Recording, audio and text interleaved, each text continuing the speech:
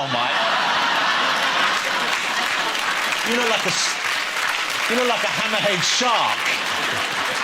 Did you actually genuinely just fall asleep then, Jack? It's very good. It's very cosy. Yeah, it is. It's a nice look. I'm going to go to a disco like that. You go to a disco? Yeah. That's what I call it, isn't it? Let's get my final guest out. She is, of course, the star of the Harry Potter movies, but now she's moving on to a whole new career. It's the wonderful Emma Watson.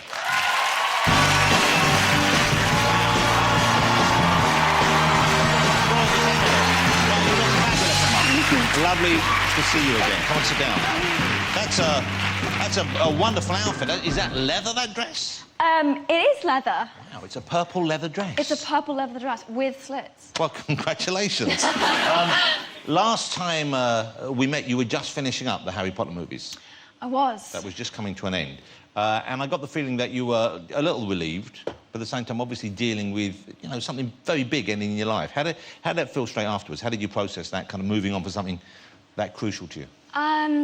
Gosh, I guess it just took time, and I am still very much in touch with everyone that I worked with. Everyone really genuinely got on well, didn't they, on this? They did, and those people are very much still a part of my life now, even though we aren't working together, so I think that really helped. I spoke to my son and I said, we've got Emma Watson on the show, and him and his friends are all very excited. I said, what question should I ask? I said, ask her if she ever got off with any of the boys on Harry Potter. Ever got off? That's what the kids want to know. Whew. Did you ever get off? I don't know, get off doesn't mean necessarily get off.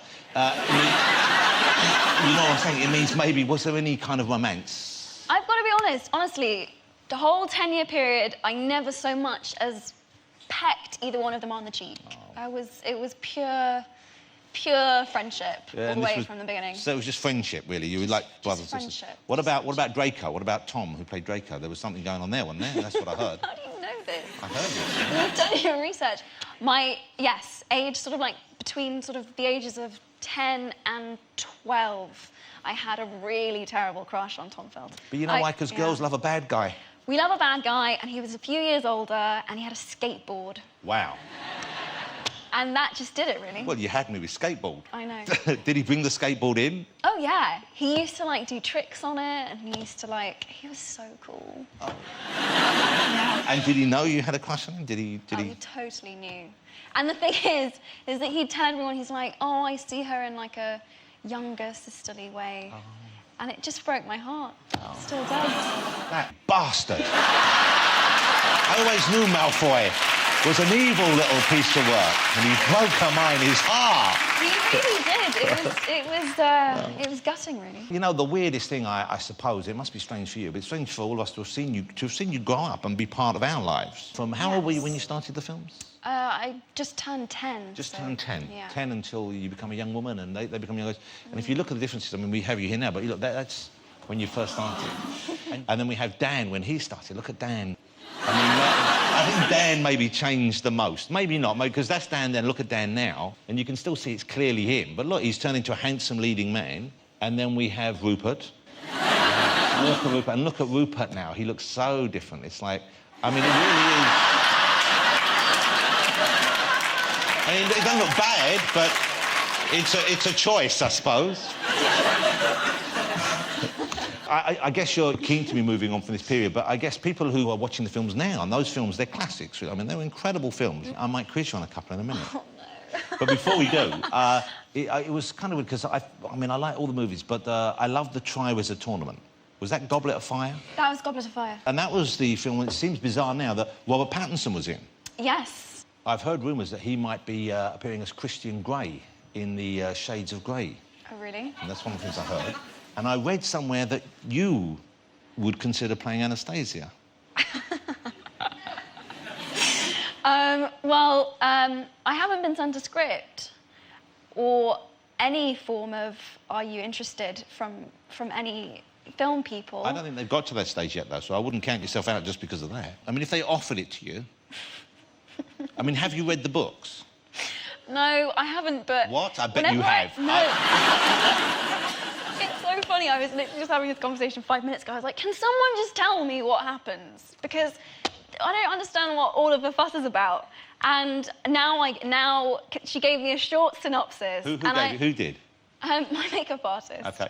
And she looks the sort. I saw her. She looks the sort. Jack, you must have read it. I've got nowhere near it. I feel sorry for people who have to go to that much trouble to get their rocks off, frankly. You really are a little ray of sunshine, aren't you? Gwen, have you flicked through them? I have not, no. Yeah, I bet you have. Dynamo. I've not read them.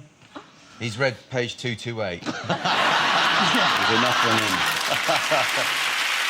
How is it for you being a grown-up young woman now with the fact that you were a child star? Because often people wonder about whether that's an easy transition to make. You want to know if I'm f***ed up? I don't think you are, but no, I just wonder whether you have to deal with other people's perceptions of you based on you being a child. And obviously you like doing it as a kid, but to an extent, I guess, the decision's made by other people as well. Yes. You know, your parents have to be happy that you're doing it to enable you to do it and so on. And so I guess there must have been a time as an adult where you thought, OK, that indeed is what I want to carry on doing. Would there have been a particular time when that clicked into place? Well, I took a year or two off to go to university, and I got sent the script for this film called The Perks of Being a Wallflower. Which is the new movie, which is down there. One I've just... And it was quite a famous book. I mean, it was a very well thought of book, wasn't it? Yes. I didn't know this at the time, but, I mean, practically all my friends at college had read it, and there's kind of this very intense cult following for the people who really love it. Anyway, so I got sent the script, and I was really intrigued by it because it felt incredibly honest and sort of like the only thing I'd read that actually felt like it had anything to do with my own adolescent experience and the experience that I know a lot of my friends had. And so I said I would meet with Stephen, who wrote the book and who also directed it. And it's really funny because I didn't really know if I believed in myself yet as an actress outside of the role of Hermione, which I knew I could do, and I did for a long time. But I didn't really know if I had other people in me or not. So I just sort of like needed someone to sort of come along and be like, no, you can do this. You can do this. And that was Steve. Well, you can do it, and it's yeah, it turns out that I can. Which is great. That's a lovely. I don't think anyone doubted that. Yeah, well, thank you. And it was nice to do something really different. I did an American accent. Well, it's very different because it's also kind of low budget, it's small, it's very personal, and it's very much about kind of complex, you know, human problems and emotions, of course. Let's have a look. This is the clip now. Have a look. This is The Perks of Being a Wallflower. It opens on the 3rd of October here, and you'll see Emma in a very different light. Look at this. What is she doing? Don't worry, she does it all the time. Turn it up! Got it, Your Highness. Oh, we can be heroes just for one day.